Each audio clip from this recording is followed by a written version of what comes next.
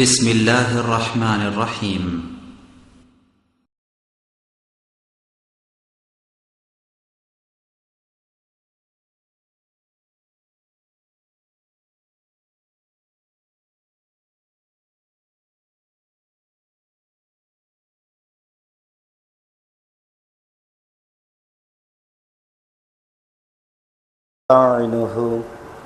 من يهده الله فلا مضل له ومن يضلل فلا هادي له وأشهد أن لا إله إلا الله وحده لا شريك له وأشهد أن محمدا عبده ورسوله أما بعد فإن خير الحديث كتاب الله وخير الهدى هدى محمد صلى الله عليه وسلم وشر الأمور محدثاتها وكل محدثة بدعة وكل بدعة ضلالة وكل ضلالة في النار.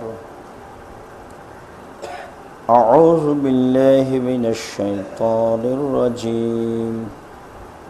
ولكل أمة جعلنا منسكا ليذكروا اسم الله على ما رزقهم من بهيمة الأنعام. عن أنس رضي الله تعالى عنه قال قال رسول الله صلى الله عليه وسلم من كانت له الساعة ولم يزحي فلا يقربن مصلانا رواه ابن ماجه بسند صحيح.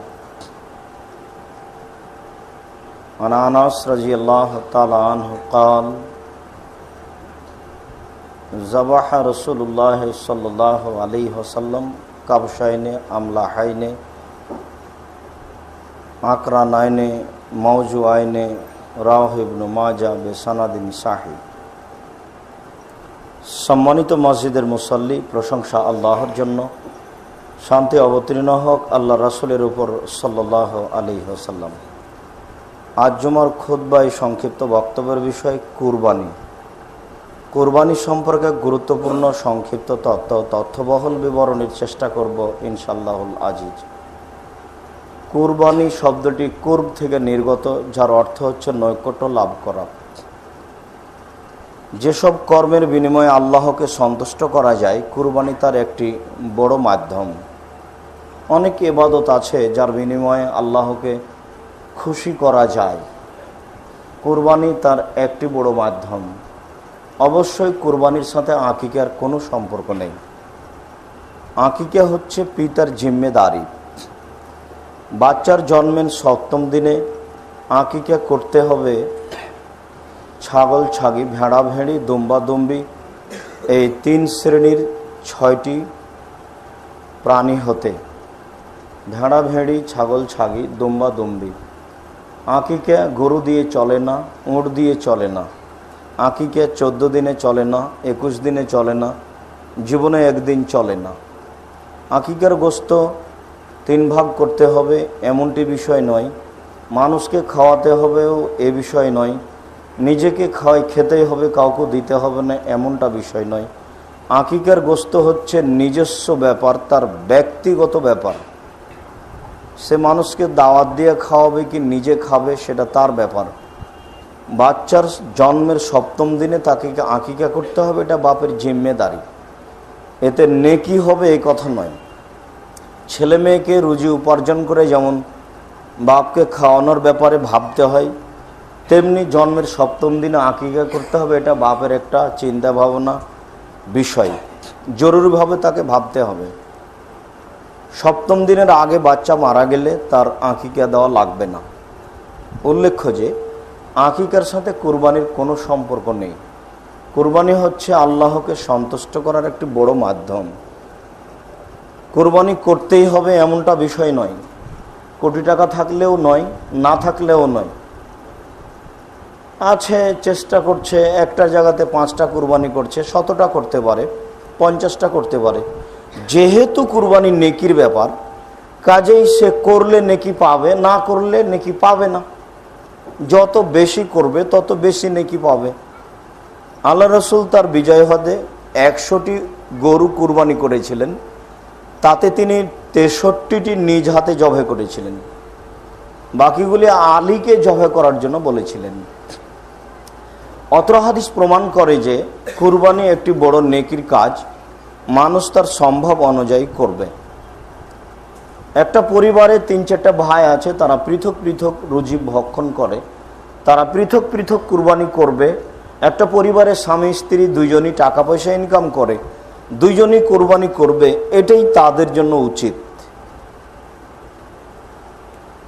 যদিচ একটি পরিবারের জন্য একটি কুরবানি যথেষ্ট,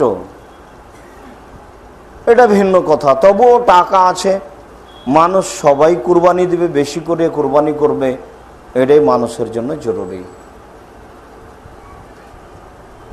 আজ থেকে নিয়ে প্রায় 5,500 বছর পূর্বে ইরাকের ব্যাবিলন শহরের উর নামে গ্রামে ইব্রাহিম আলাইহিস সালাম জন্মগ্রহণ করেন।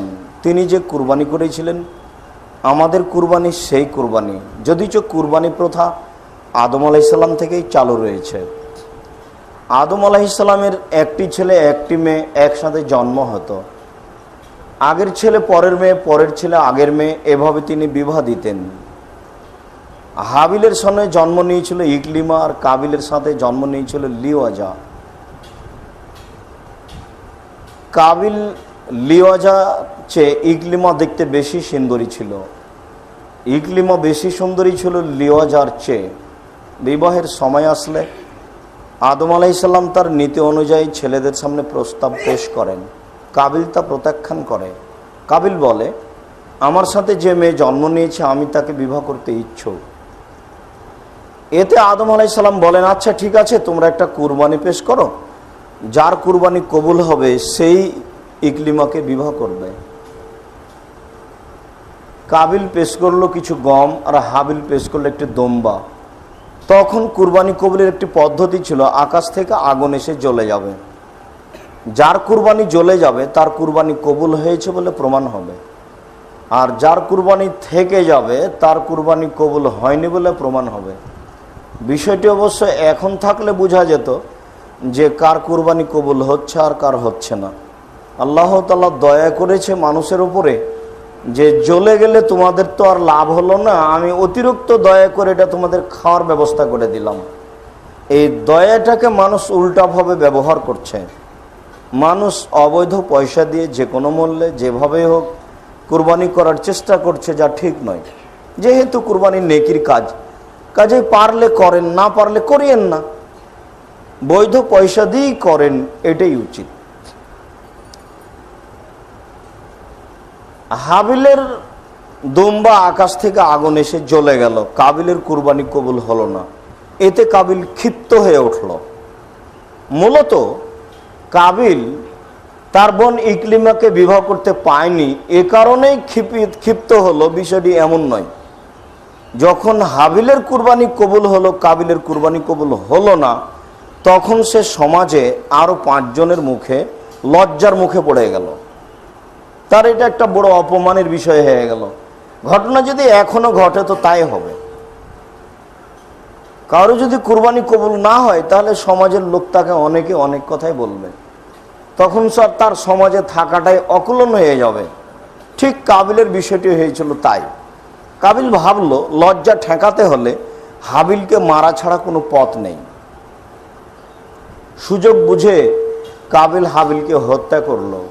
এ কারণে আমাদের নবী মুহাম্মদ সাল্লাল্লাহু আলাইহি সাল্লাম বলেছেন, পৃথিবীতে যত মানুষকে অন্যায়ভাবে হত্যা করা হবে, এতে যত পাপ হবে, সমস্ত পাপের সমপরিমাণ পাপ কাবিলের হবে। কেন? কাবিলই সর্বপ্রথম হত্যা প্রথা চালু করেছে। আমাদের নবী মুহাম্মদ সাল্লাল্লাহু আলাইহি সাল্লাম এ ব্যাপারে বলেন যে, পৃথিবীতে যত মানুষকে অন্যায়ভাবে হত্যা করা হবে, এতে যত পাপ হবে, সমস্ত পাপের সমপরিমাণ পাপ কাবিলের হবে। কেন? কাবিলই সর্বপ্রথম হত্যা প্রথা চালু করেছে। আমাদের নবী মুহাম্মদ সাল্লাল্লাহু আলাইহি সাল্লাম এ ব্যাপারে কঠোর ও কঠিনভাবে বলেন যে, পৃথিবীতে যত মানুষকে অন্যায়ভাবে হত্যা করা হবে, এতে যত পাপ হবে, সমস্ত পাপের সমপরিমাণ পাপ কাবিলের হবে। কেন? কাবিলই সর্বপ্রথম হত্যা প্রথা চালু করেছে। নবী করিম সাল্লাল্লাহু আলাইহি সাল্লামের এই কথা স্পষ্টভাবে বোঝা যায় যে যেহেতু হাদিস বুখারী মুসলিমের, তাতে কোনো সন্দেহের অবকাশ নেই। কাজেই চূড়ান্ত সঠিকভাবে মেনে নিতে হবে যে যারা যে পাপ চালু করবে, যতদিন পর্যন্ত ওই পাপ চালু থাকবে ততদিন পর্যন্ত ওই পাপ যত পরিমাণ হবে সমস্ত পাপের সমপরিমাণ পাপ যে চালু করেছে তার হবে। কথার কথা, আপনার বাড়িতে টিভি, আপনার বাড়িতে আপনার ইন্টারনেট, আপনার টাকা দিয়ে সিনেমা, এরকম যত ব্যবস্থাপনা আছে যেগুলো আপনার পয়সা দিয়ে চালু হয়েছে, এগুলো যত মানুষ অন্যায়ভাবে ভোগ করবে, এতে যত পাপ হবে সমস্ত পাপের সমপরিমাণ পাপ আপনার হবে। আপনি যদি মারা যান তাহলে আপনার কবরে এসব পাপ সাদকা জারিয়া স্বরূপ হতে থাকবে, হবেই, নিশ্চিত হতেই হবে। নবী করিম সাল্লাল্লাহু আলাইহি সাল্লাম বলেছেন হবে, অতএব হবে, সন্দেহের কোনো অবকাশ নেই। শ্বাস বন্ধ হওয়ার আগে ভাবার সুযোগ আছে, শ্বাস বন্ধ হয়ে গিয়ে ভেবে কোনো লাভ নেই, ওতে ভেবে কোনো প্রতিকার করা যাবে না। শ্বাস বন্ধ হওয়ার আগেই ভাবা যায়। মানুষই ভাবতে পারে, পশু পারে না। কেন? হিতাহিত জ্ঞান দিয়ে পশুকে সৃষ্টি করা হয়নি। পশু ভালো মন্দ বুঝে না, মানুষই বুঝে, মানুষই ভাবতে পারে, মানুষই তার পারিবারিক অন্যায়, অবিচার, জেনা, ব্যভিচার বন্ধ করতে পারে। যেদিন আপনি বিবাহ করে নিয়ে এসেছেন সেদিন থেকে আপনার স্ত্রী আপনার অধীনে আছে। আপনার স্ত্রী যত পাপ করবে সমস্ত পাপের সমপরিমাণ পাপ আপনার হবে, সেও পাপী হবে, আপনিও হবেন। কেন? আল্লাহ রাসূল বলছেন আলা কুল্লি রাইন মাসউলুন, প্রত্যেক ব্যক্তি দায়িত্বশীল, তার দায়িত্ব সম্পর্কে জিজ্ঞাসা করা হবে। ওয়ারাজুলু মাসউলুন ফি আহলি বাইতিহি, যে বাড়ির মালিক তাকে তার পরিবার সম্পর্কে জিজ্ঞাসা করা হবে। তাহলে বোঝা যাচ্ছে যে এই পরিবারের যত অন্যায় হবে সমস্ত অন্যায়ের জবাব দিয়ে আপনাকে হতে হবে। আপনার চোখের সামনে আপনার ছেলেটা আপনার ওই দুই কানে ইয়ারফোন লাগিয়ে গান শুনছে, আপনি দেখতে পাচ্ছেন, কিছু বলছেন না। আমি আসলে বুঝতে পারিনি, আপনাকে তো বলি খুব কঠিনভাবে, তা আপনি কঠিনটাকে মিঠে মনে করেন নাকি? আমি আপনার সাথে আমার আন্তরিকতার অভাব নেই, তবে আমি কঠিনভাবে বললে আপনি কঠিনভাবে গ্রহণ করবেন এটা আমি মনে করি। আপনার চোখের সামনে এই ছেলেটা অন্যায় করে, আপনার ছেলে, আপনি কিছু বলেন না, এটা কি আসলে আপনার জন্ম দেওয়ার ব্যাপারে যেন একটা আপনি ত্রুটিপূর্ণ কাজ করেছেন, আপনার অদক্ষতার পরিচয়, এটা আপনার অযোগ্যতার পরিচয় নয় কি? আশ্চর্য! অযোগ্যতার পরিচয় দিয়ে সফলতা অর্জন করতে পারবেন না, ভুল সিদ্ধান্ত। আপনি যথেষ্ট আপনার পরিবারের জন্য, সরকার কি করবে? সরকারের এখানে কি করার আছে? সরকার তো মূর্তি পূজাও করে, সরকার হজও করে, তাহাজ্জুদও পড়ে, কোরআন তেলাওয়াতও করে, কবুতরও উড়াই, শহীদ মিনারও বানাই, কবরে ফুলও চাপাই। সেদিনের মানুষটা মারা গেল, কবরে ফুল দিয়ে বলছে যে কবরকে সিক্ত করলো। রাজশাহী চাঁপাই নবগঞ্জের ভাষাতে বলা হয় ওকে কবরে মনে হয় মায়েরা লেথড়িয়ে দিলে, আর উপরে বলছে যে আপনার কবরকে সিক্ত করলে। এসব বোকা মানুষের কাজ, বুঝে কিছু? পরকালকেও বুঝে না, আল্লাহকেও বুঝে না, নবীকেও বুঝে না, ফেরেশতাকেও বুঝে না, নিজের মতো চলে, নিজের মতো খায়। পৃথিবী কোনো কিছু নয়, এটা একটা কাল্পনিক ব্যাপার, এটাই ভাবে। যেই না, অসম্ভব নয়। আপনি বিশ্বাস করুন, আপনার পরিবারের সমস্ত পাপের জবাব দিতে হবে, দিতেই হবে, হবেই হবে। আপনি বুঝতে পারছেন না, যারা কবরে চলে গেছে তাদের বিষয়টি যদি আপনাকে কিছু বোঝানো যেত এটা সহজ হতো, কিন্তু বোঝানো যাবে না। কবর আপনাকে দেখানো যাবে না, এটা আপনার পরীক্ষা। আপনি এইভাবে ঠিক হতে পারছেন কিনা এটা আল্লাহ দেখছে না। আল্লাহ তো ইচ্ছা করলেই পৃথিবীর সব মানুষকে মুহূর্তে ভালো করে দিতে পারেন, অন্তরটা পরিবর্তন করে দিলেই তো হলো। এমনটা আল্লাহ করেন না। ইচ্ছা করলেই তো আল্লাহ সবাইকে ক্ষমা করে দিতে পারেন, ফেরাউনকেও পারেন, কিন্তু এমন কাজ আল্লাহ করেন না। মানুষ যেভাবে চলে বুঝে খায় আল্লাহ সেভাবেই করেন। উনি ক্ষমতা দিয়ে কাজ করেন না, খুবই কম, খুবই কম। ইচ্ছা করলেই তো সবকিছু করতে পারেন, তা করেন। জবাব আপনাকে দিতেই হবে। পারিবারিকভাবে আপনি জবাবের জন্য প্রস্তুত থাকুন। এটা আপনাকে ভালোভাবে বিশ্বাস করাতে পারছি না। আসলে আপনার অন্তরে যদি এটা ভালোভাবে জাগাতে পারতাম, তাহলে আপনার মেয়ে নগ্ন হয়ে স্কুলে যাবে, কলেজে আসবে কেন? আর আপনার স্ত্রী ছোট ব্লাউজ পরে রাস্তাঘাটে হাঁটবে কেন? এ বাড়ি ও বাড়ি যাবে কেন? আর আপনার বাচ্চা ওই সিডি কিনে যেখানে সেখানে দোকানে বসে আড্ডা পিটে সব সিডি দেখবে কেন? আপনার হাতে তো লাঠি আছে, মুখ আছে, পিটিয়ে ঠিক করে দেবো। আমার খাওয়ার, আমার বাসায় থাকার, অন্যায় করা চামড়া তুলে দেবো একেবারে। বাপ মানে ক্ষমতা, বাপ মানে ক্ষমতা, বাপ মানে ক্ষমতা, স্বামী মানে ক্ষমতা। কাপুরুষের নাম স্বামী নয়। কাপুরুষ দিয়ে সংসার চলে না, পুরুষ দিয়ে সংসার চলে। গোটা একটা ফ্যামিলিকে দেখার জন্য বাপ আছে, এটা কন্ট্রোল করবে। আল্লাহ রাসূল কঠিনভাবে এই কথাটি বলেছেন। একেবারে কিয়ামত পর্যন্ত বুখারী মুসলিমের এই হাদিস বলবৎ থাকবে। পৃথিবীতে যত মানুষকে অন্যায়ভাবে হত্যা করা হবে, এতে যত পাপ হবে, সমস্ত পাপের সমপরিমাণ পাপ কাবিলের হবে। কেন? কাবিল এই প্রথা চালু করেছে। পৃথিবীতে যত মানুষ অন্যায় প্রথা চালু করবে, অন্যায় যত পাপ হবে, সমস্ত পাপের সমপরিমাণ পাপ যে চালু করেছে তার হবে। পৃথিবীতে যত ন্যায় কাজ, নেকির কাজ চালু হবে, ওই নেকির কাজ আরো যত মানুষে করবে, যত মানুষে নেকি অর্জন করবে, সমস্ত মানুষের সমপরিমাণ নেকি আল্লাহ তাকে দিয়ে দিবেন। তার নেকির অভাব নেই, তার দয়ার অভাব নাই, তার শাস্তির অভাব নাই। সারা দুনিয়ার মানুষ যদি একসাথে জান্নাতে ঢোকে, দরজায় ঘাটতি হবে না। সারা দুনিয়ার মানুষ যদি একসাথে জাহান্নামে ঢোকে, তো দরজায় ঘাটতি হবে না, দরজাতেই ঘাটতি হবে না, ভিতর তো থাকলোই। আমি আল্লাহর ক্ষমতা নিজের মতো ভাবলে তো হবে না। সম্মানিত মসজিদের মুসাল্লি, আমরা যে কুরবানি করছি, সেই কুরবানি মূলত ইব্রাহিম আলাইহিস সালামের কুরবানি। ইব্রাহিম আলাইহিস সালাম স্বপ্নে দেখলেন ছেলেকে কুরবানি করতে হবে। তিনি সকালে উঠে চিন্তা ভাবনা করে 100 উট কুরবানি করলেন, পরের দিন 100 উট কুরবানি করলেন, পরের দিন 100 উট কুরবানি করলেন। এ কথা ঠিক নয়। আল্লাহ তাআলা বলছেন ইব্রাহিম আলাইহিস সালামের নিজের ভাষা, যে ঘুম থেকে উঠে ইব্রাহিম আলাইহিস সালাম বলছেন, ইন্নী আরাফিল মানামে আন্নী আযবাহুকা ফানজুর মাজা তারা। বৎস, আমি স্বপ্নে দেখছি আমি তোমাকে কুরবানি করছি, তোমার মতামত কি? ছেলে মতামত দেওয়ার মতো হয়ে গেছে। আসলে ছেলেকে ইচ্ছে করেও তিনি জবাই করতে পারেন, কিন্তু ছেলেকে অনুগত করে নিচ্ছেন বাব্বাটা একমতের হওয়ার জন্য। দেখি ছেলে কি বলে। একমত হয়ে গেলে কাজ করা সহজ, মতবিরোধ হয়ে গেলে কাজ করা সহজ নয়। আল্লাহর নবী বলছেন, কোন জাতির যদি ধ্বংস কামনা করা হয়, তাহলে ওদের ভিতরে গন্ডগোল ঢোকাতে পারলে ধ্বংস হয়ে যাবে, মতবিরোধ ঢোকাতে পারলে ধ্বংস হয়ে যাবে। তো ঘুম থেকে উঠে ইব্রাহিম আলাইহিস সালাম বলছেন, বেটা আমি স্বপ্নে দেখছি তোমাকে কুরবানি করছি, তোমার মতামত কি? ছোট ছেলেকে জিজ্ঞাসা করার কি প্রয়োজন? 8 বছর 9 বছরের ছেলে। ফালাম্মা বালাগা মা হুসায়ে, যখন বাচ্চা পৌঁছেছে দৌড়াদৌড়ির বয়সে, এই তো সেদিন 8 বছর 9 বছর আগে বাচ্চাকে রেখে গেলেন কঠিন অবস্থায়।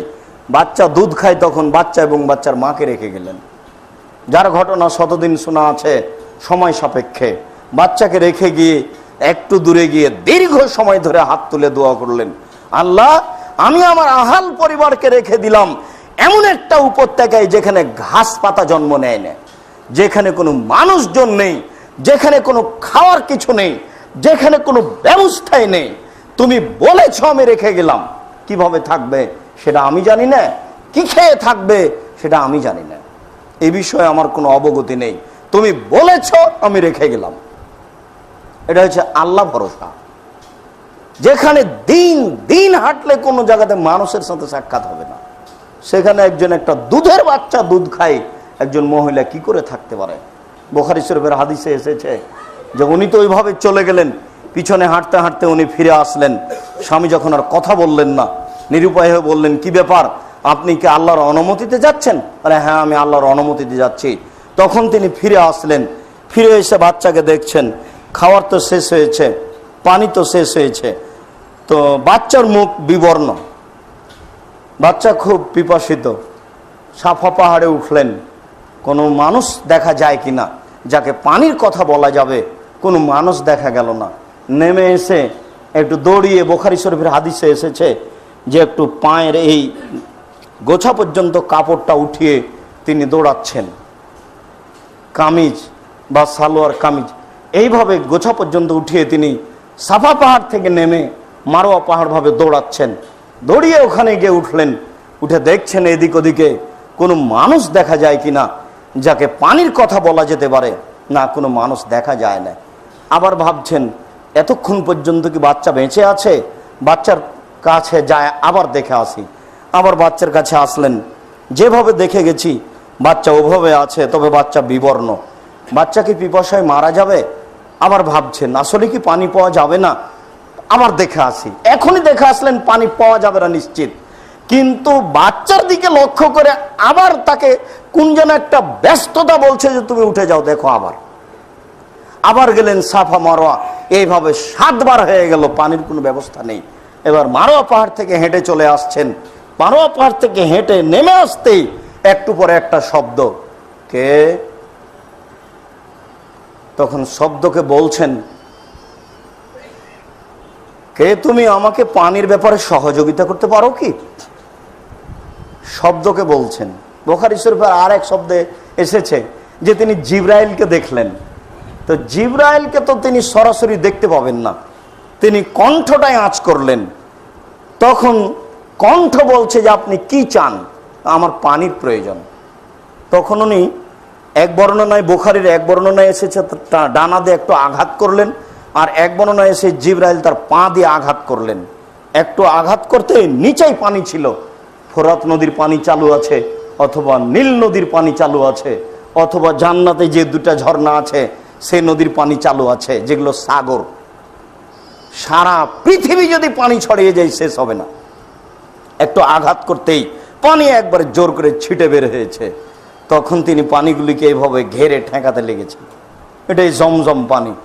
ইবনে আব্বাস বলছেন যে আল্লাহ রাসূল বলেছেন যে আল্লাহ ইসমাইলের মার উপরে দয়া করুক, ইসমাইলের মা যদি পানি না ঠেকাতেন তাহলে সারা পৃথিবীতে জমজমের পানি ছড়িয়ে পড়তো। সারা পৃথিবীর মানুষ কেন, পশু প্রাণী খেয়ে এই পানি শেষ হবে না, কোনো দিন শেষ হবে না। মানুষের এই পানি শেষ করার ক্ষমতার বাইরে। তবে এই পানি মানুষ সাধারণত ব্যবহার করতে পারে না, খাওয়া ছাড়া করে না। সৌদি আরবের লোকেরা 2টা জিনিসকে খুব দাম দেয়, জমজমের পানি আর খেজুর। ভাত বেশি হয়েছে ড্রেনে ফেলে দিল, খেজুর বেশি হয়েছে ড্রেনে ফেলবে না, এটা তার গতি। ওরা এই 2টা জিনিসকে বড় নিয়ামত মনে করে এবং খুব বেশি মূল্যায়ন করে। এই জমজমের পানি কাবা ঘর এবং মসজিদে নববী ছাড়া আর কোনো জায়গাতে সরবরাহ করা নেই। অমন্ত হলে সৌদি আরবের প্রতিটা ফ্যামিলি নিজের টাকা দিয়ে এই জমজমের পানি বাড়িতে চালু করে নিত, কিন্তু এরকম অনুমতি নেই। তারা এইভাবে ব্যবহার করে না, তারা মনে করে এই যে এতে মান কমে যাবে। এইভাবে দিন যায় রাত্রি যায়, ছেলে 8-9 বছর হয়ে গেল, তিনি ওভাবে রেখে চলে গেলেন। হঠাৎ একদিন এসে বলছে, আব্বু আমি স্বপ্নে দেখছি তোমাকে কুরবানি করছি। তখন না ছেলে বলছে, ইয়া বাতিফাল মা তোমারও সাদাজাদানি ইনশাআল্লাহ মিনাস সাবিরিন। আব্বা আপনি যেটা স্বপ্নে দেখেছেন সেটা করে ফেলুন, আপনি আমাকে ধৈর্যশীল পাবেন। ধৈর্যশীল কথাটা কেন আসলো? ধৈর্যশীল মানে বাপ ছেলেকে জবে করবে, 90 বছর বয়সে ছেলে পেয়েছেন, এটা কাজ কারোর জন্য সহজ নয়। ছেলে হুঁশিয়ার, ছেলে বুঝে যে আমি যদি অধৈর্য হই তাহলে বাপ কাজ করতে পারবে না। বাপও নবী বেটাও নবী, দুইজনই তো একটা হুঁশিয়ার মানুষ আছে না, ব্যাপারটা এরকম হয়ে গেছে। তাই ছেলে বলছে, আব্বা আপনি আমাকে ধৈর্যশীল পাবেন, আপনি কাজ করে ফেলুন। ফাসলামা, বাপ বেটা একমত। কাবা ঘর থেকে হেঁটে চলে গেলেন, সূর্য যেদিকে উঠে প্রায় 3 কিলোমিটার কাছাকাছি। তারপর মিনা বলতে ওয়া দিয়ে মিনা, বাম হাতের দিকে তাকালে বিশাল উঁচু, ওপরে লেখা আছে ওয়া দিয়ে মিনা। এরকম একটা জায়গাতে ছেলেকে ফাঁকা জায়গায় উপুড় করে ফেলে দিয়ে তিনি ছুরিটা চালাচ্ছেন। 90 বছরের বুড়ো মানুষ, দাড়ি পেকে গেছে, আশেপাশে কোনো মানুষ নেই, আকাশে লাখো কোটি ফেরেশতা লক্ষ্য করছেন মাত্র। এই এলাকাতে কোনো মানুষজন নেই, ফাঁকা জায়গায় একটা ছেলেকে কুরবানি করছেন, উপুড় করে ফেলে দিয়ে বারবার জবাই করার জন্য চেষ্টা করছেন। তখন আল্লাহ তাআলা বলছেন, ইয়া ইব্রাহিম কাদ সাদ্দাকতা রুইয়া, ইব্রাহিম তুমি তোমার স্বপ্নকে বাস্তবায়ন করেছো, তোমার ছেলেকে কুরবানি করতে হবে, এটা আমার বাঁধেনি। আসলে আমি তোমাকে পরীক্ষা করছিলাম, তুমি পরীক্ষায় পাস করতে পারো কিনা। ইব্রাহিম তুমি পরীক্ষায় জয়ী হয়ে গেছো, তোমার প্রিয় জিনিস তুমি আসলে কুরবানি করতে পারো কিনা। এই কারণে বিদ্বানগণ বলেন যে কুরবানির পশুকে সুন্দর করে বাড়িতে লালন পালন করতে হবে, বেশ মোটা তাজা করতে হবে, সুন্দর করে গড়ে তুলতে হবে, ওর সাথে একটা মহব্বত বেশি হয়ে যাবে, তারপরে তুমি জবে করবে মহব্বতের ভালোবাসার জিনিস, তাহলে তোমার নেকি বেশি হবে। বিষয়টা এমন হয়ে যাচ্ছে, আর এটাই ঠিক। আল্লাহ আমাদের বুঝার তৌফিক দান করুক, আল্লাহুম্মা আমিন।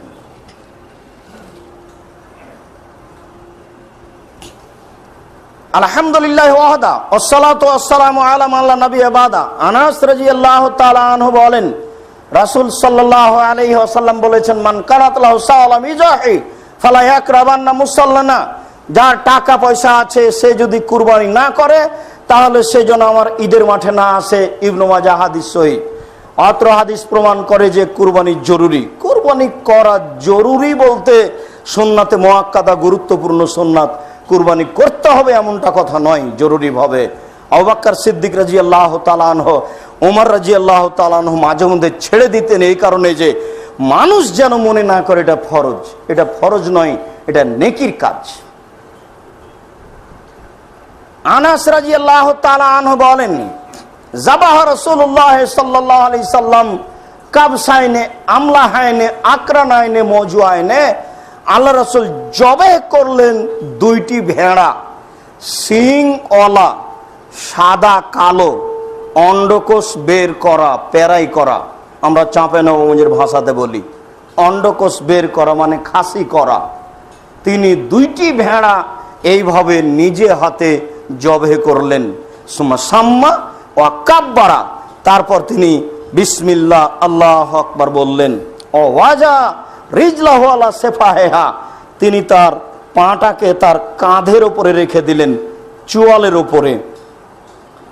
ডান হাতে ছুরি ধরে জবে করতে মানুষের সুবিধা হয়, বাম হাতে চোয়ালে, চোয়াল তো মূলত এটে, বাম হাত মুখের উপরে এখানে না দিলে সুবিধা হয় না। বাস্তবতার সাথে হাদিসের কিছুটা মানে মনে হচ্ছে যে একে করা যায় না, অনুকূলে আনা যায় না, কিন্তু মানুষ যেভাবে সাধারণত জবে করে একেই জবে করলে। আয়েশা রাদিয়াল্লাহু তাআলা আনহা পরবর্তী বিবরণ বলছেন, আল্লাহ রাসূল নিজে হাতে ফেলে দিলেন তাকে, তারপর চোয়ালের উপরে এখানে পা চাপিয়ে দিলেন, তারপর ছুরিটা ধরে বলছেন বিসমিল্লাহ আল্লাহু আকবার।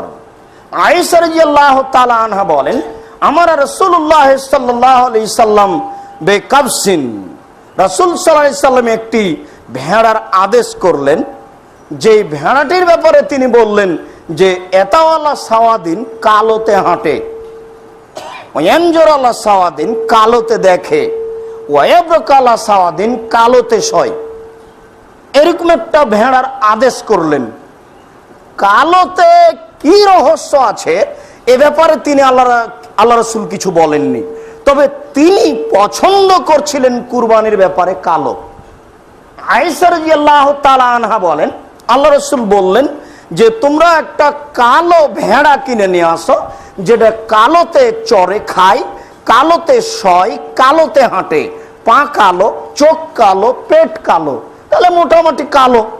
আগের হাদিসে বোঝা গেল যে সাদা কালো, তাহলে সাদা কালো হতে পারে, কালো হতে পারে, তবে কালোর উপরে বেশি গুরুত্ব দেওয়া হচ্ছে। এরপরে তিনি বলছেন, আয়েশা হালুমিল মুদিয়া ওয়াসহাজিহা, আয়েশা তুমি ছুরিটা নিয়ে আসো এবং তাকে ধারালো করে নিয়ে আসো। আমাদের দেশে মহিলারা সাধারণত ছুরি ধারালো করে না, এসব কাজ পুরুষেই করে। এরপরেও হয়তোবা আয়েশা হাতের মাথায় ছিলেন, অন্য কি ছিল না, হয়তোবা তিনি এ কারণেই তাকে বললেন যে ধারালো করে নিয়ে আসো। মহিলা ছুরি ধারালো করতেও পারে, মহিলা নিজে হাতে জবেও করতে পারে, বুখারী মুসলিমের হাদিস। গরু, ছাগল, মুরগি সবই জবাই করতে পারে, কিন্তু মহিলারা শক্তিতে কম ধারণা করাই মুরগি জবাই করে, মহিলারা গরু ছাগল জবাই করে না, এটা মানুষে মনে করে, তাই করে না। তারা সুযোগে করতে পারে, করাতে কোনো সমস্যা নেই। আয়েশা রাদিয়াল্লাহু তাআলা আনহা তাকে যা বলা হলো তিনি তা করলেন। ফা আখাযাহা ওয়া আখাযাল মুদিয়া, আল্লাহ রাসূল নিজে ছুরিটা হাতে নিলেন এবং ভেড়াটা হাতে নিলেন। ওয়াজাহা, তারপর তাকে ফেলে দিলেন।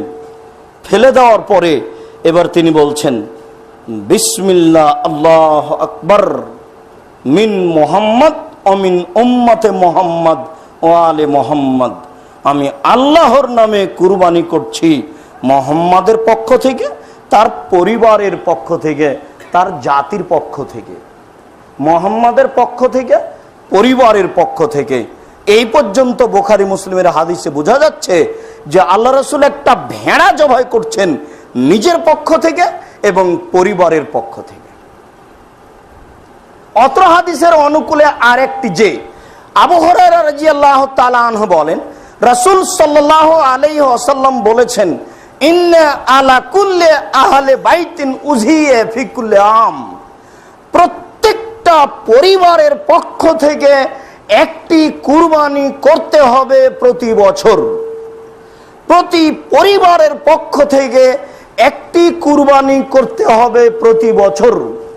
যায়েদ ইবনে আরকাম রাদিয়াল্লাহু তাআলা আনহু বলেন যে আমরা আমাদের পক্ষ থেকে এবং পরিবারের পক্ষ থেকে একটি ছাগল জবে করতাম, আমরা নিজেরা খেতাম এবং মানুষকে খাওয়াতাম।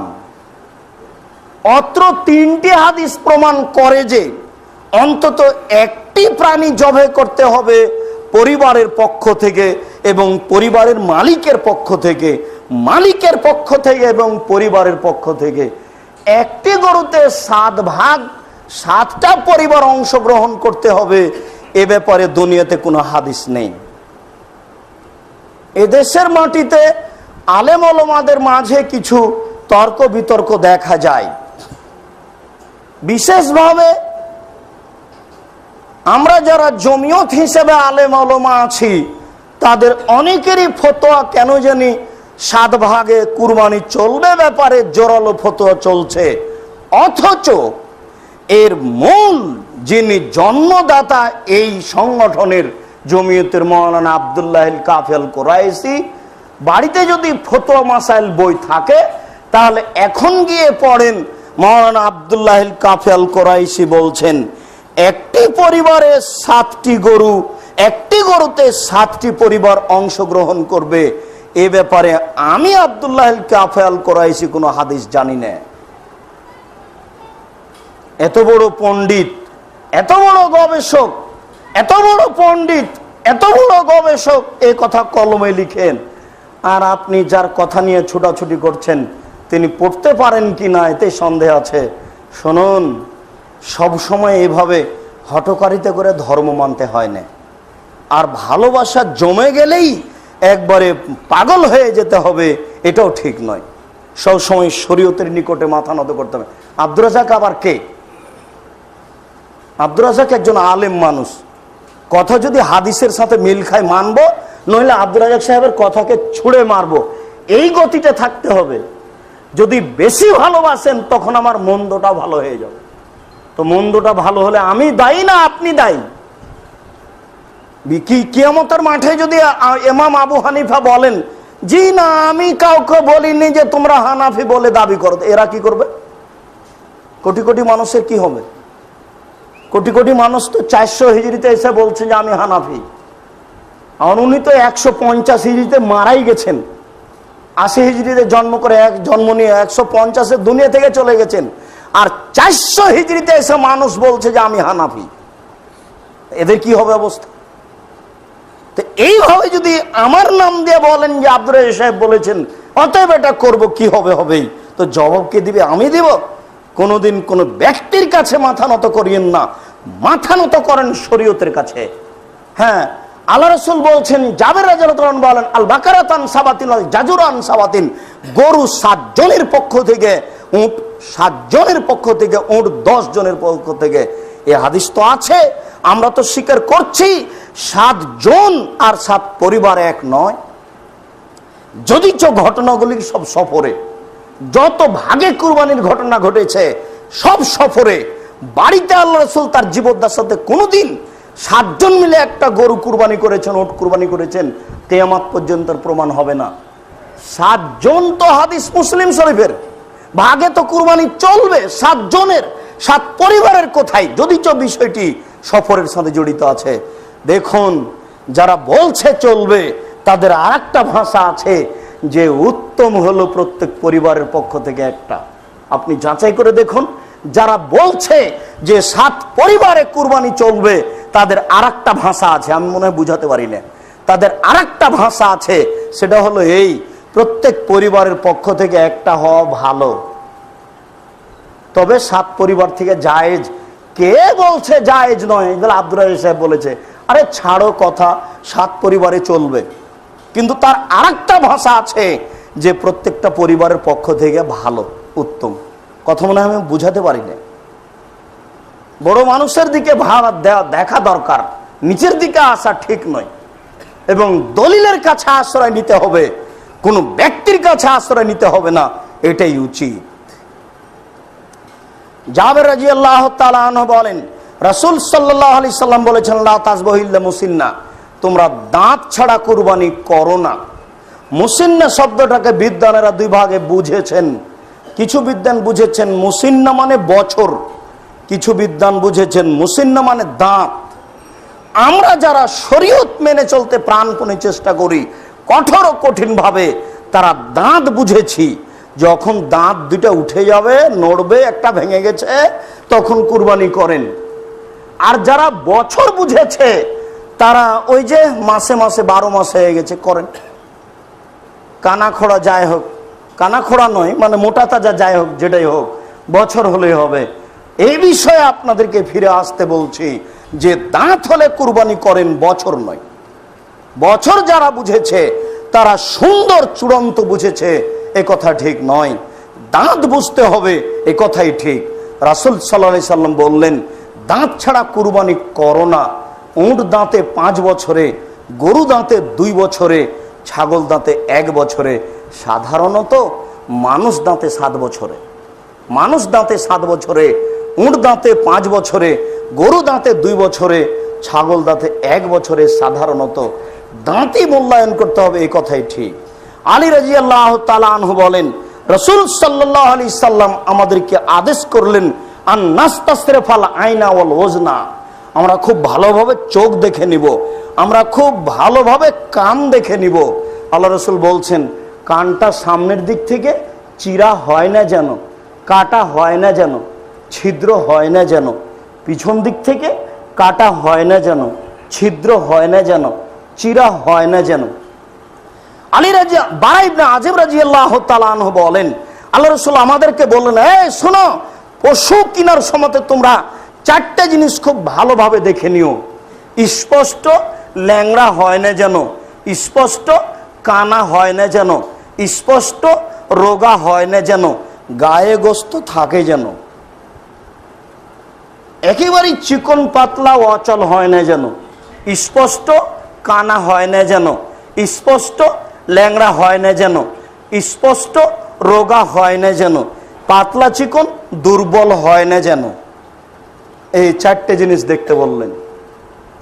কিনে নিয়ে এসে জিজ্ঞাসা করছেন কেন, আবার বিক্রি করে এসেছেন। মানে ভালোটাই করতে হবে কুরবানির দিন আসা পর্যন্ত। এ তো ফরজ হয়ে যায় নিজে এটাই করতে, আরেকটা কিনে নিয়ে আসতে হবে। ভালোটাই করতে হবে, ভালোটা করার প্রাণপণে চেষ্টা করুন। কুরবানির গোশত 3 ভাগ করতে হবে, এটা জরুরি নয়। 3 ভাগ করলে গুনাহ হবে, এই কথাও নয়। আল্লাহ তাআলা বলছেন, তোমরা খাও, দুস্থ গরিবদের খাওয়াও। আল্লাহর নবী বলছেন, তোমরা কুরবানির গোশত খাও, দুস্থ গরিবদের খাওয়াও, জমা করে রাখো। 3 ভাগে ভাগ করে 1 ভাগ দিয়ে আসলেন, যারা দেয়নি তারা ভাগ করে নিল, তারা বেশি হয়ে গেল, তারা বেশি পেল, পাক তাতে আসে যায় না। ওরা তো গরিব মানুষ, 250 টাকা কেজি গোশত কিনতে পারে না। আজকে তারা একটু সুযোগ পেলো, বেশি পেয়েছে, পাক। আপনি প্রয়োজনে 5 কেজি রেখে 15 কেজি দিয়ে দেন। 50 মণ গোশত হয়েছে, 3-4টা গরু জবাই করেছেন, 1 মণ রাখেন, সব দিয়ে দেন। কেউ নেওয়ার নেই, ফকির মিসকিনকে 2 কেজি দেন, সব রান্না করে খান। দিতে হবে এবং খেতে হবে। আকিকার গোশত এমনটা নয়, কুরবানির গোশত আপনি দিতে বাধ্য। যদি দুস্থ গরিব ফকির মিসকিন থাকে, আপনি যদি না দেন, আপনি গুনাহগার, আপনি গুনাহগার, আপনি গুনাহগার। হিন্দু যদি চাইতে আসে তাকেও দিতে হবে। কুরবানির গোশত দিয়ে খেতে হবে। আকিকার গোশত নিজস্ব গোশত, আর কুরবানির গোশত হচ্ছে নেকির কাজ। ফকির মানুষ, মিসকিন, দুস্থ গরিবকে দিয়ে খেতে হবে। একটার জায়গাতে 5টা করুন। কুরবানির চামড়ার টাকাটা ওই আপনার এতিমখানা, ফকির, কওমি মাদ্রাসা এসব জায়গায় দিতে হবে, নিজে ভক্ষণ করতে হবে না। আকিকার চামড়াটা নিজের ব্যাপার, আমি চামড়া বিক্রি করে নিজে খাবো কি ফকিরকে দেবো সেটা আমার ব্যাপার। সম্মানিত দিনী ভাই, বৈধ পয়সা দিয়ে সুন্দর, স্পষ্ট, দাঁতলা, নিখুঁত কুরবানি করার জন্য আপনাদেরকে বিনীত অনুরোধ করছি। যেসব মাধ্যম দিয়ে আল্লাহকে সন্তুষ্ট করা যায়, কুরবানি তার একটি বড় মাধ্যম। আল্লাহ, আমরা যেন বৈধ পয়সা দিয়ে কুরবানি করতে পারি, নিখুঁত কুরবানি করতে পারি, তুমি আমাদেরকে তৌফিক দান করো, আল্লাহুম্মা আমিন। আমাদের যারা মারা গেছে, তুমি তাদের কবরের শাস্তি মাফ করো, আল্লাহুম্মা আমিন। আমরা যারা অসুস্থ, তাদের তুমি আরোগ্য দান করো, আল্লাহুম্মা আমিন। আমরা যেসব কুরবানি করব, সেসব কুরবানি কবুল করে তুমি আমাদের পরকাল সফল করিও, আল্লাহুম্মা আমিন। এ দাবি, এ দাওয়া, এই দোয়া তোমার দরবারে রেখে আজকের জুমার খুতবা এখানে শেষ করলাম। সাল্লাল্লাহু আলাইহি।